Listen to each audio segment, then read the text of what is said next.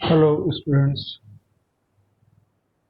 आज हम लोग पढ़ेंगे human development index, BA part second economics के पेपर सेकंड इंडियन इकोनॉमी के तहत मानव विकास सूचकांक क्या है, इसकी परिभाषा क्या है और इसके संकेतक क्या है, इसके बारे में हम लोग जानकारी हासिल करेंगे।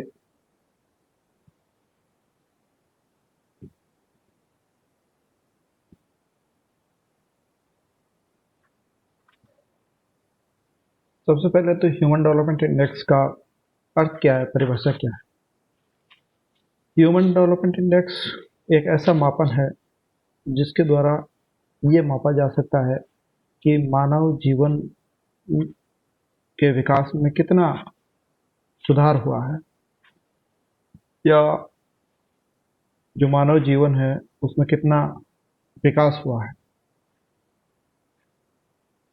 इस ह्यूमन डेवलपमेंट इंडेक्स में जो इंडिकेटर्स हैं या जो संकेतक काम लिए जाते हैं वो इस प्रकार से हैं।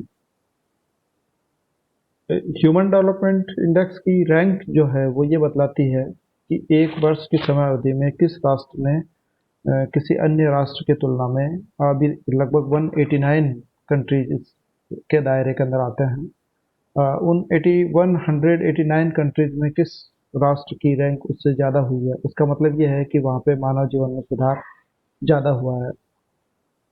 दूसरा संकेतक जो है वो है लाइफ एक्सपेक्टेंसी, यानी जीवन प्रत्याशा। उस देश के अंदर व्यक्ति विशेष के जीने की क्या प्रत्याशा है, व्यक्ति विशेष का कितनी आयु है, जीवन प्रत्याशा आयु कितनी है। इन्फेंट मोर्टेलिटी रेट, यानी शिशु मृत्यु दर कितनी है। इन्फेंट मोर्टेलिटी रेट से अभिप्राय एक जन्म से एक वर्ष की समयावधि के बीच में मरने वाले बच्चों की संख्या, प्रति 1000 मरने वाले बच्चों की संख्या इन्फेंट मोर्टेलिटी रेट कहलाती है। Maternal mortality rate, maternal mortality rate पहले केवल इन्फेंट मोर्टेलिटी रेट को ही दिया जाता था, फिर बाद में ये देखा गया कि जो मातृत्व मृत्यु दर है वो भी उसके अंदर शामिल की जाए।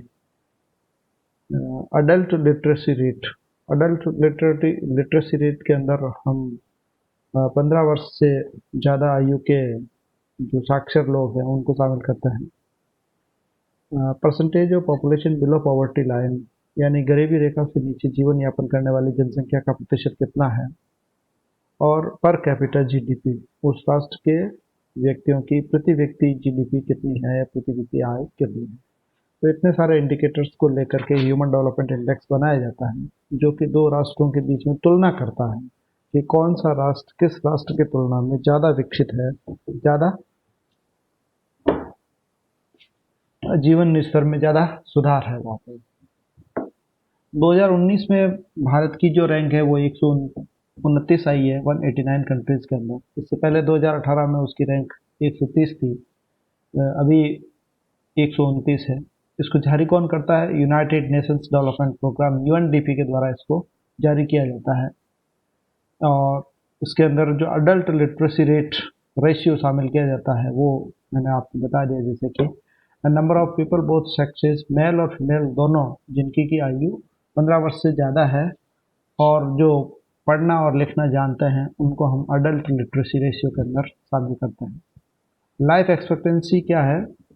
ये वह आयु है जो कि एक व्यक्ति के उसके जीवन काल में जीने की प्रत्याशा को बताती है, पर्टिकुलर एज बताती है कि वो व्यक्ति इतने वर्ष तक जी सकता है। भारत के अंदर पुरुषों के लिए प्रति व्यक्ति आय है 67.34 ईयर्स, यानी 67 वर्ष, और महिलाओं के लिए है ये औसतन 69.64 ईयर्स, यानी महिलाओं की 2 वर्ष ज़्यादा है। भारत में पुरुषों की तुलना में महिलाओं की जीवन प्रत्याशा दर जो है वो ज़्यादा है।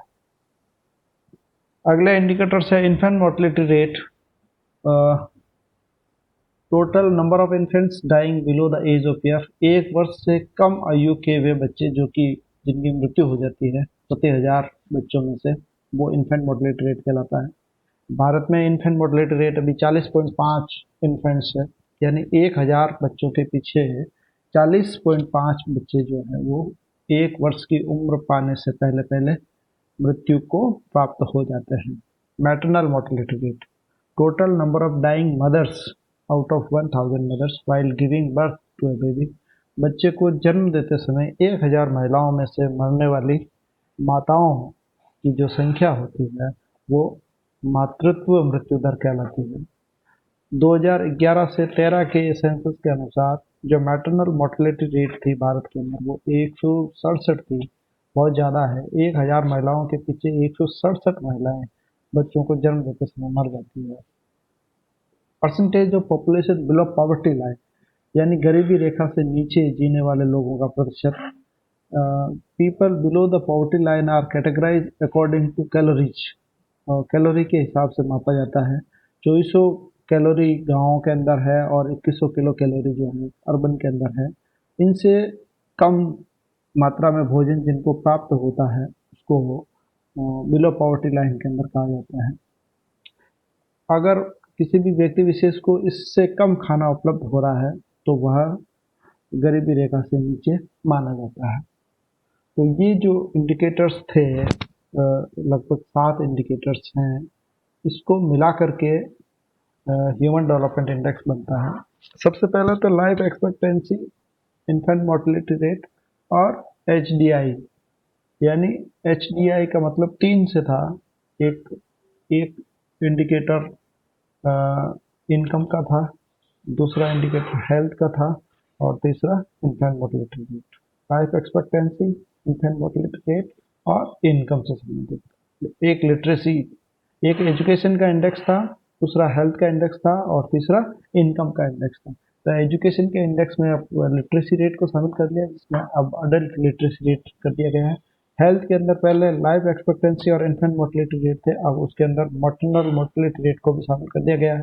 और तीसरा पर कैपिटा इनकम वाला था, उसमें अब पर कैपिटा इनकम के बजाय जो है वो बिलो पॉवर्टी लाइन, यानी कितने लोग गरीबी रेखा से नीचे जीवन यापन करते हैं, उसको शामिल किया जाता है। इस प्रकार से ह्यूमन डेवलपमेंट इंडेक्स का जो कंसेप्ट है वो इससे आसानी से पढ़ा जा सकता है। धन्यवाद।